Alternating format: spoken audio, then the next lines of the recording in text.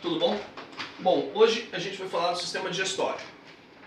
Quero dar uma enfatizada nas turmas de anatomia que o sistema digestório do homem é um sistema completo, que se inicia na boca e termina no ânus. O sistema digestório ele é muito relativo quanto ao tamanho dele. Ele pode ser de 6 a até 12 metros dentro de você. Esse sistema é um grande laboratório de química. E dentro dessas misturas, dentro dessas atividades químicas que acontecem, você vai ter todos os componentes que você vai utilizar para se manter vivo. Mas basicamente, você come 3 grupos de alimentos: proteínas, carnes em geral, lipídios, gorduras generalizadas, carboidrato. E o carboidrato, ele pode ser o grande vilão ou um cara que pode te ajudar em algumas situações. O carboidrato vão ser todos os açúcares que você vai ter no seu organismo. Tudo que você comer vai ser transformado basicamente em glicose. Vai ser quebrado, vai ser armazenado na forma de gordura e vai ser utilizado na forma de açúcar. Existem vários tipos de açúcares e nós vamos falar deles um a um. Mas o combustível principal do ser humano, o principal combustível que ele usa é o trifosfato de adenosina, o ATP. Que o ATP é realizado pelo ciclo de Krebs, que é um procedimento tão eficiente, que ele pega 2 moléculas e consegue transformar em 36. Olha como é interessante esse processo. Nem a energia atômica é tão eficiente na produção de energia quanto o nosso organismo. Só que essa energia é produzida dentro de uma organela, que mora dentro de uma célula. O nosso organismo tem muitas células. O nosso organismo é aproximadamente 5 quintilhões de células. Eu não tenho nem noção quanto é 1 quintilhão, quanto mais 5. É uma coisa muito grande. São como tijolos que vão nos formando com funções específicas. E dentro desses tijolos existem organelas. Essas organelas têm a função de fazer várias situações para você.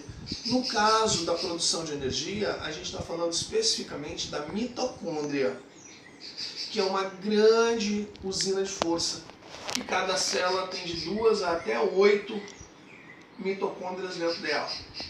Isso vai depender da sua demanda energética. E é nessa demanda energética também que é produzido o calor do teu corpo. Porque na hora que o ATP, o trifosfato de adenosina, queima, ele produz calor. E esse calor vai ser utilizado no seu corpo. Os principais tecidos que têm mitocôndrias, que têm esse tipo de produção, são os tecidos musculares. Tu tem mais de 600 músculos no corpo.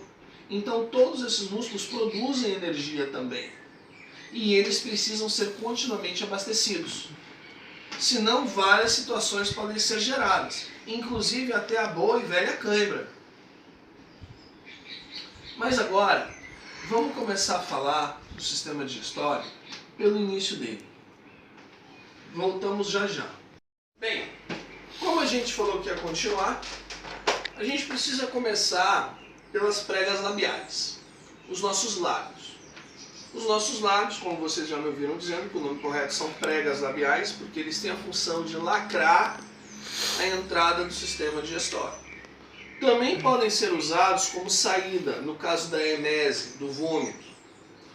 A emese é um processo que o organismo detecta um micro-organismo invasor, algo que não é saudável para você, e ele lacra o estômago, a válvula piloro, abre a válvula cárdia e os músculos supraabdominais se contraem e jogam tudo para fora. O vômito, a emese, também pode ser ocasionada por um problema de pressão. A pressão alta ou a pressão baixa também podem ocasionar isso. Situações específicas como a cinetose veicular, quando você anda, por exemplo, no banco de trás de um carro, ou você anda num veículo automotor, e você fica enjoado com o movimento, isso é a cinetose. Normalmente é a dificuldade que o seu tálamo tem em equilibrar os níveis de fluidos no seu organismo com o movimento. Que por mais que você não note, o seu organismo está em movimento constante. E esse movimento vai desregular tudo. Então o labirinto auditivo fica perdido, muita coisa vai embora nisso daí. O que o organismo faz? Elimina o excesso de líquido. Falaremos disso num outro vídeo só sobre emesia. Então nós temos situações específicas e nós vamos começar logo com os lábios, a prega labial.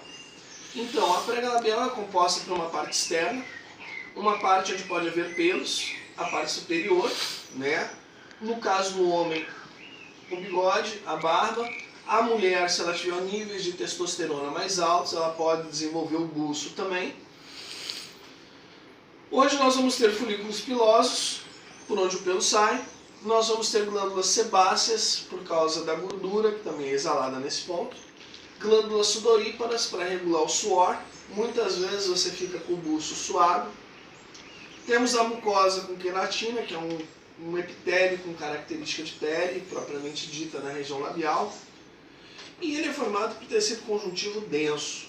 Então o seu lábio é uma coisa densa. Ele tem capacidade de detectar o calor, o frio. Você não precisa pegar, por exemplo, uma colher e levar a boca para sentir se está quente ou não. A aproximação já é suficiente para detectar. Quantas vezes você, quando era pequeno, deu uma de guloso e pegou e enfiou uma colher quente na boca, uma xícara de café e queimou a língua? Porque você não deu atenção aos seus lábios. Mas, continuando, depois dos lábios, nós temos que falar que em toda a sua boca existem glândulas salivares que produzem justamente a saliva, que é rica na pitialina, que é o primeiro hormônio que vai bioabsorver a glicose no seu organismo. Quando tu coloca uma bala na boca, uma balinha, esse cabelo é quente. Você coloca uma balinha na boca, você não precisa mastigar a bala para que ela suma. Basta que você jogue ela de um lado para o outro na boca e a própria amilase vai se encarregar de decompô-la. Já é diferente da carne. Se tu colocar um pedaço de carne na boca, tu não vai bioabsorver ela. Se tu colocar um pedaço de macarrão, ele vai ser bioabsorvido. Macarrão é carboidrato. De novo, nós falando em misturas. Não use misturas bombásticas para o seu organismo, como 3 tipos de carboidratos diferentes. Não é legal você misturar arroz, macarrão e farinha. Esses 3 juntos são uma bomba calórica para o seu organismo. Essa bomba calórica vai despertar vários problemas com o seu colesterol, com o LDL, que é o mau colesterol, HDL, bom colesterol, LDL, mau colesterol. A soma dos dois juntos não pode chegar a 200. Essas glândulas salivares, nós temos várias delas. Então nós temos a principal glândula salivar da nossa boca, que é a carúncula sublingual, que ela está localizada bem aqui nesse ponto, debaixo da sua língua. Se você abrir a boca e levantar a língua, você vai ver a abertura da carúncula sublingual. Ela é a principal fonte de pitialina e de amilase na sua boca.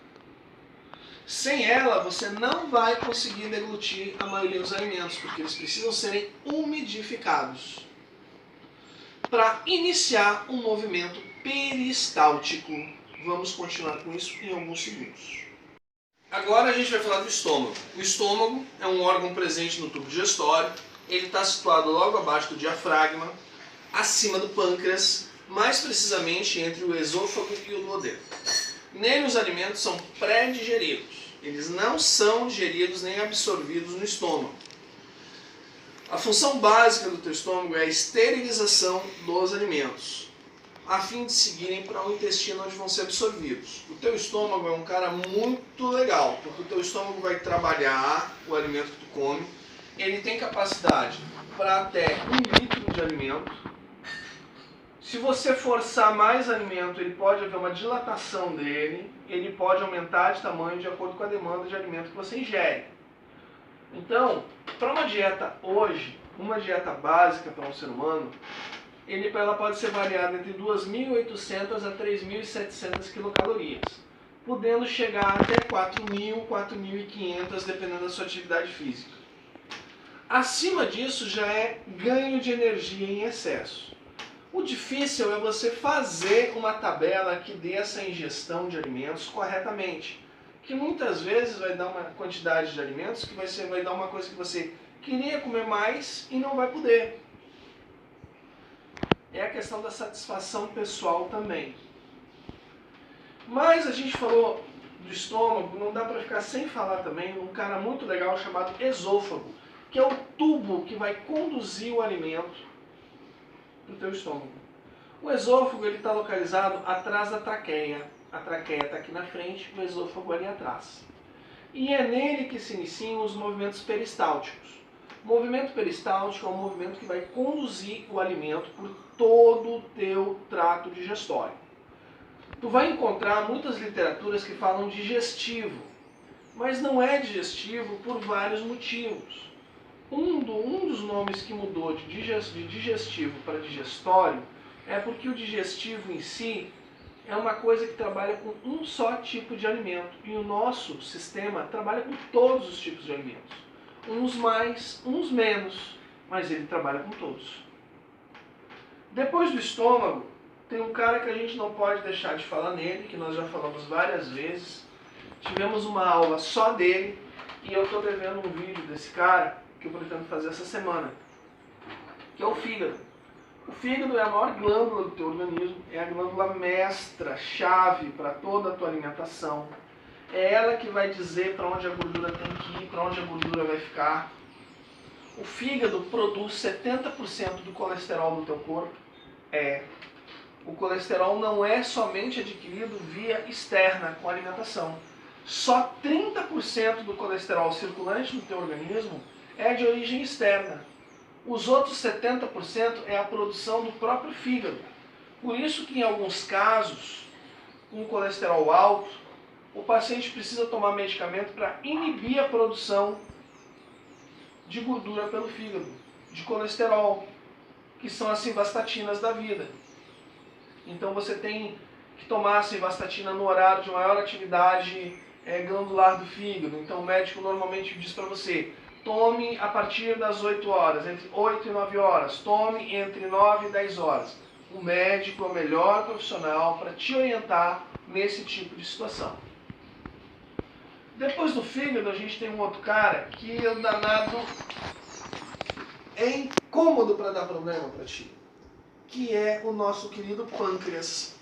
Mas o pâncreas dá problema porque tu exageras nele. O pâncreas, ele vai liberar hormônios muito importantes para a bioabsorção do açúcar no teu sangue. Quando o intestino libera o açúcar na corrente sanguínea, o fígado vai destinar esse açúcar para algum lugar. Mas esse açúcar só vai poder ser colocado no lugar se um hormônio chamado insulina estiver pronto e suficiente para ser colocado lá. É como se fosse uma chave e uma fechadura. A chave certa faz com que a porta certa se abra para ser armazenado o que é preciso. Se não for, ela fica circulando. E esse açúcar começa a dar de cara com o quê? Com a gordura, com o LDL. O LDL e a glicose começam a se unir e a formar uma cola. E essa cola começa a entupir os vasos e veias do teu organismo. Os conhecidos ateromas. Se você já teve o desprazer de limpar uma caixa de gordura, abrir a caixa de gordura da cozinha da tua casa, tu deve ter visto que aquelas placas de gordura que tem lá dentro são fedorentas e grudentas, exatamente como estão nas nossas veias e artérias. Já já continuamos. De novo, agora a gente tem que entender uma função muito importante do nosso fígado, que é a desintoxicação que ele faz das porcarias que nós ingerimos, das substâncias não legais que nós absorvemos. Várias substâncias são retiradas no fígado, como por exemplo os agrotóxicos que nós ingerimos com os hortifrutis que nós ingerimos.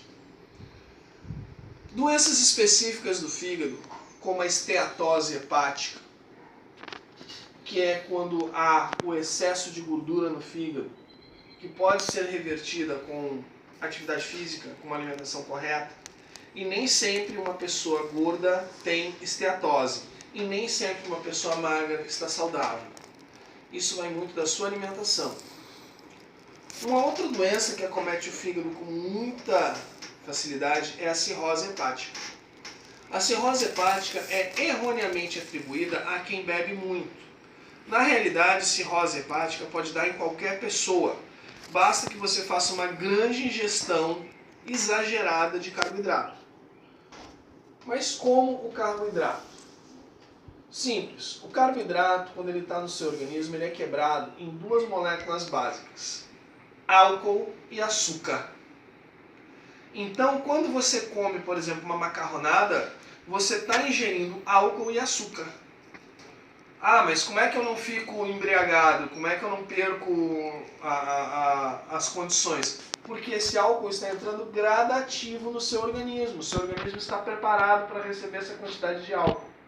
Se você parar e for fazer uma pesquisa a nível global, você vai ver que os italianos, que são o povo que mais ingere carboidrato hoje na atualidade, eles são o povo que mais tem problemas com esteatoses, com cirroses, e às vezes é erroneamente atribuído ao vinho que eles tomam. E não é. Muitas vezes a alimentação junto com o álcool fazem parte disso.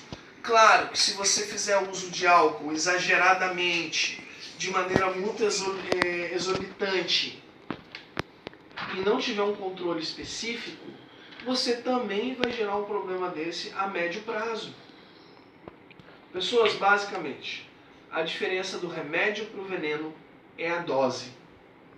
E a dose tem que ser bem calculada para você não fazer besteira na sua alimentação. Uma das coisas importantes também que eu estava reparando aqui, que eu tenho que falar para vocês, é a questão da somatostatina. A somatostatina é um hormônio que atua em várias frentes. Então, eu posso citar como diminuindo a produção de ácido clorídrico, que é o principal ácido que o teu estômago produz, intervém indiretamente na regulagem da glicemia, porque ela modela a secreção de insulina. Ela vai regular quanto de insulina está sendo alocada no teu organismo. E existe também o glucagon, que é um hormônio auxiliar também para a insulina. Hoje nós temos os níveis diabéticos muito bem elaborados. Então nós temos hoje o paciente que está de 65 a 99 decilitro por miligrama de sangue. Ele hoje está um paciente normal. Agora, quando ele está de 100 a 120 miligramas por decilitro de sangue, ele já está pré-diabético. Esse cara tem retorno ainda, esse cara ainda pode se recuperar e ter uma vida normal. Agora, se ele já está de 121 em diante, ele já está diabético. Ele pode até baixar os níveis de açúcar do sangue? Pode. Dificilmente esses níveis vão chegar aos níveis estáveis de como era antes. Mas ele já vai ter uma vida normal. Porque a diabetes tipo 2, que é aquela que você adquire durante a vida, ela é influenciada pelo mau funcionamento do seu pâncreas. Por grandes situações que você mesmo gerou a ele ou por problemas genéticos. A diabetes tipo 1 é aquela que você nasce com ela, e talvez seja a mais cruel, porque crianças normalmente têm essa diabetes. E você imagine uma criança de 7, 8 anos que vai num aniversário, que vê uma mesa cheia de doces, cajuzinhos, brigadeiros, bolos, e não pode comer isso. Ah, existem doces diabéticos? Existem, mas não é sempre que são utilizados. E não é todo mundo que tem esse costume. Então, pessoas, vamos nos cuidar. Esse é o segredo. Então, continuando agora, a gente tem que falar de uma outra peça muito importante, uma outra peça anatômica muito importante, que está localizada no fígado, junto ao intestino grosso, que vai ser a vesícula biliar. A vesícula biliar é a que vai expelir a bile. A vesícula biliar ela pode gerar grandes dores na pessoa, no ser humano. A vesícula biliar ela é complicadinha, porque dependendo do grau da sua alimentação, dependendo do funcionamento renal, do funcionamento do baço, ela pode começar a gerar alguns resíduos, onde normalmente ela começa com a lama biliar, passa para a areia biliar e aí a pedra biliar, o cálculo em si, que é muito doloroso. Em alguns casos tem que ser retirada mesmo. Depois dela nós vamos para o intestino grosso. Simplificadamente e erroneamente chamado de colo, porque é a parte final do sistema digestório. Ele é responsável pelo processo de absorção da água, que determina a consistência do bolo fecal. Por que eu fui direto para o intestino grosso? Eu já fui para a parte final. Porque é uma parte que é muito falada e muito erroneamente explicada. A água que tu bebe no teu organismo, se tu beber um copo de água ou uma xícara, se tu beber um copo de água, ela vai levar 42 segundos para chegar até o ponto final. E a grande massa dessa água vai ser absorvida na ampola retal, que é a parte final do teu intestino. Tem aproximadamente uns 20 a 25 centímetros antes do ósseo anal, que é a saída do ânus. Ela precisa passar por todo esse caminho para fazer a lubrificação, para fazer a manutenção da flora intestinal e para garantir que o bolo fecal não vai ficar uma coisa muito difícil da pessoa expelir ela. Se você tem dificuldades intestinais, eu aconselho beber mais água. Muito mais água. Sentiu que está dando vontade de ir ao banheiro? Beba água. Vai ajudar bastante. Grande parte dos eletrólitos são produzidos ali. Por isso que quando você tem uma diarreia, na realidade o seu intestino está com o sistema todo liberado, principalmente a ampola retal. Porque ele precisa lavar. É errado tomar medicamento para cortar diarreia, a não ser que o médico indique isso a você. Caso contrário, você deve manter a hidratação. Se você tem diarreia e bebe um copo d'água em sequência, em alguns minutos você volta ao banheiro de novo. Por isso que você deve beber pouca água diluída em várias vezes. Ou seja, soro caseiro. Soro caseiro, para quem não lembra, tem que ter o gosto de uma lágrima. Normalmente é uma colher de sal para 2 de açúcar. E você vai dar pequenos goles. Com pequenos goles você não vai ter água suficiente para atravessar o seu sistema digestório todo. E o organismo vai bioabsorver aquilo antes de chegar na ampola retal, consequentemente evitando que você libere. Na ampola retal tem uma válvula chamada válvula iliofecal ou iliocecal. Os dois nomes estão certos. Essa válvula ela tem a função de garantir que você consiga segurar por dados momentos a eliminação das suas fezes. Agora, quando o material está muito pastoso, ele tem que ser eliminado com a maior rapidez possível. E muitas vezes você não tem esse controle. Vamos continuar já falando da questão do plexo hemorroidal. Voltar um pouquinho, porque nós fomos direto para o intestino grosso e agora vamos voltar para o delgado. O delgado é a parte do tubo digestório que liga do estômago, através da válvula piloro, até o intestino grosso. O quimo, que é o que resulta da primeira transformação dos alimentos no estômago, segue para o intestino delgado, passando pelo duodeno e parte superior deste último. É aí que vai começar a bioabsorção de tudo que você come. É nessa parte. A partir do momento que chega no intestino delgado, ele começa a produzir tudo isso. E aí o intestino delgado é composto por 3 partes: o duodeno, o jejum e o íleo. As proximidades do intestino grosso, o jejum e o íleo são difíceis de diferenciar. Se você olhar um cadáver aberto, nas imagens que eu cedi tem as do cadáver aberto, você vai ver que você não localiza fácil o jejum e o íleo, devido ao posicionamento que as alças intestinais estão colocadas. Vale citar ainda que dentro do intestino existem as criptas de Lambertkuhn. As criptas de Lambertkuhn são exatamente aonde partes dos alimentos vão ser alojados para serem bioabsorvidos e passar pela parede do intestino em direção à circulação portal. E a circulação portal leva em direção ao fígado, e o fígado é que vai dizer para onde que esse cara, toda essa situação vai.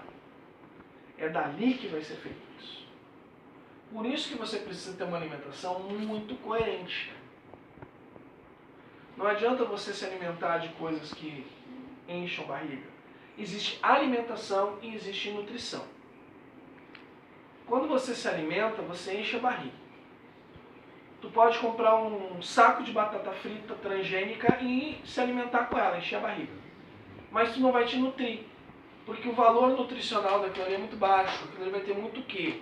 Muito carboidrato, muito óleo, muita coisa que não vai ser boa para o teu organismo absorver. É o mesmo exemplo da margarina e da manteiga.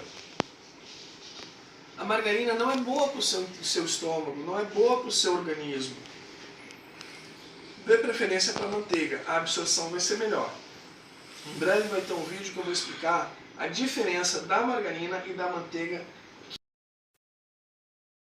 química do organismo. Como que ela vai ser e para que ela vai ser armazenada.